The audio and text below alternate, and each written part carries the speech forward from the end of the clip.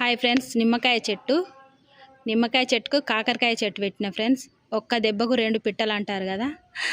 మా అమ్మ వాళ్ళు ఇంటి చుట్టూ దడి కట్టి కాకరకాయ చెట్లు, అదేవిధంగా మన చిక్కుడుకాయ చెట్లు ఇట్లా పెట్టుకునేవాళ్ళు. నాకు అదే ఐడియా వచ్చింది. ఇక కాకరకాయ కాసింది చూడండి ఫ్రెండ్స్, ఇంకా చాలా కాసాయి, చూపిస్తాను.